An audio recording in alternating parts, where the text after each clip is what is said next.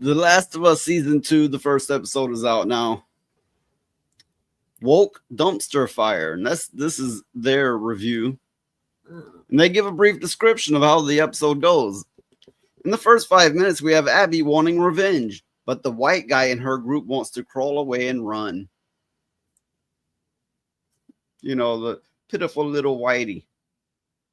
Then it shifts to a 90-pound Ellie fighting a 200-pound white dude, and she somehow manages to beat him up. You know, girl power, right? Or poussé power. However you want to phrase it. It turns out Joel is in therapy. He also cries. What? I hate Pedro Pascal. I'm so glad mountains crush his skull. the mountain. You remember that in the Game of Thrones? Oh yeah, I kind of enjoyed that myself.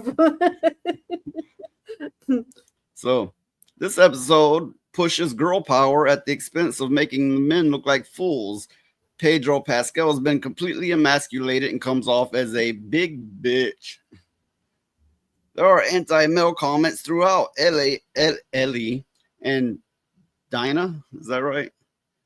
Openly disrespect authority and refuse to listen, which is framed as a problem at first, but then it's suddenly okay because they're female. It's revealed that Ellie is a lesbian. Surprise, surprise. She had a relationship with the only other lesbian in town and is now infatuated with Dinah. Who knows whatever. Dinah recently broke up with her boyfriend. Dinah flirts and dances with all the boys, then finally dances with Ellie, who's been awkwardly staring the whole time. Naturally, they kiss. An old white guy, of course, gets upset and doesn't like them hooking up. It's a family event. Tells them to go to church or something and calls them dykes. Joel steps in, gets angry, and pushes the guy. Ellie doesn't appreciate it and makes it clear she doesn't need Joel. Wait, so like you dykes, you go to church, you get out of here. And then he's like, don't call them that. And then she's like, you don't stand up for us because you're a man. Fuck, I don't know. Joel's been going to therapy with the wife of the guy he killed. What? She's a drunk. It's her birthday. This just gets odder and odder, doesn't it? She tells Joel she hates him. He cries. What? What? Okay. Okay. I have questions. In the apocalypse, I don't know about anybody else, but in the apocalypse, the last thing you are worried about is your damn feelings. You are concentrated solely on survival. Unless you're Mikey, in which you're concentrated on toes. I mean, you're in the damn apocalypse. You're worried about food and shelter and water and these monsters trying to eat you or whatever. When the fuck have you got time to go to therapy? He will identify as Fells. Yeah. The hell have you got time to go to therapy and worry about who's a lesbian and who's not? At least we learn this new type of zombie. Of course, it's a girl. It's different, less mindless, more cunning than the rest. You know, because of poussé power. Yeah. The episode ends with Abby still mad 5 years later. Whew. Damn. Discovering the town where Joel is living, she smirks. Yeah. Yep. I've not even seen this episode.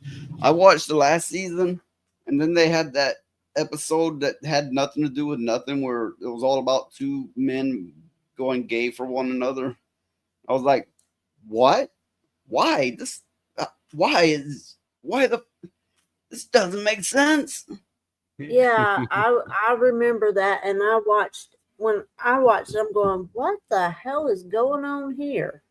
This doesn't have anything to do with anything. Now, I did enjoy the show up until that last episode, and then I'm going, this doesn't make a damn bit of sense.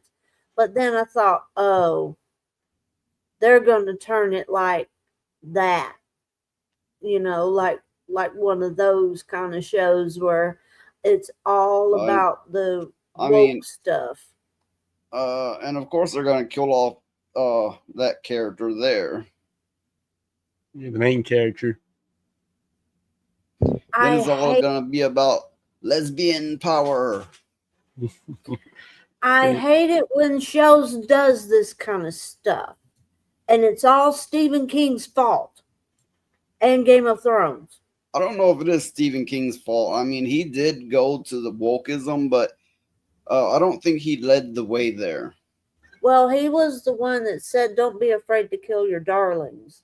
That's the cat head.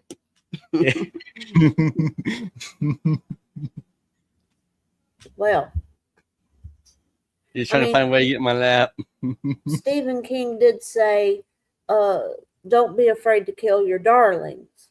And after he said that, all the writers would kill off their main characters. A good many of them did. Not all, but a lot of them did. And I always thought that was a bunch of shit, because when you read a book or something like that, you get invested in the characters and their lives and the stories and all that kind of stuff. And then they're dead. And you're going, what the fuck happened? I just wasted however much time reading these books, to keeping up with these characters and stuff, just for them to drop dead. And it's like when Stephen King wrote the Dark Tower series of books. He killed them all off just to have them be, I guess, reborn and do it all over again. That made no damn sense. Made me mad too. And I'm like, well, go through the trouble of creating these characters if you're just going to kill them off. And Game of Thrones, dear God, Game of Thrones was all about fucking and dying. Honestly, I never liked Game of Thrones. I watched the first episode and I liked the main, what they were making it appear to be the main character, the king, I suppose. Yeah. And then they chopped his head off and I'm like, the fuck?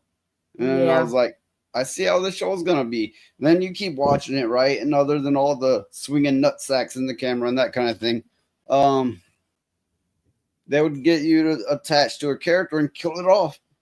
Yeah. So there's a lot of dicks and balls hanging in the camera.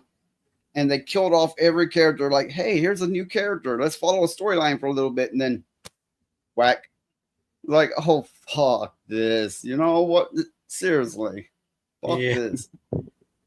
Yeah, I didn't like when they killed off the King Stark either. But one character I wish they did kill off, and they didn't, was that damn little midget. He got on my nerves so bad. He did. He got on my nerves. It's that little motherfucker is the reason they didn't put real drawers in the latest Snow White. Yeah, I know. He fought against it because of he said that they were being stereotyped. And they're being stereotyped, and only he's allowed to be stereotyped, I guess, because he's getting all the roles. Yeah. Yeah, I guess well, so. The thing is there's only so many parts a little person can play. I mean, that would have been a lot of them some money. What if they did a whole show with midgets, but they just pretended it wasn't midgets? Wouldn't that be some shit? They're just making out like none of them are really midgets, right? They're just making out like that, but the whole cast is midgets. Imagine that for a moment. Huh. And then for like a special, they could bring in a cast of deaf people who talk when they're deaf, and they go, people would die laughing if they had midgets and deaf people in a fucking TV show. Just midgets and deaf people. People would fucking die of laughter. I know I would. I would be able to watch it. It would be too much to deal with. My ribs would be hurting so damn bad I wouldn't be able to watch it. I'd spit my drink out through my nose and stuff like that.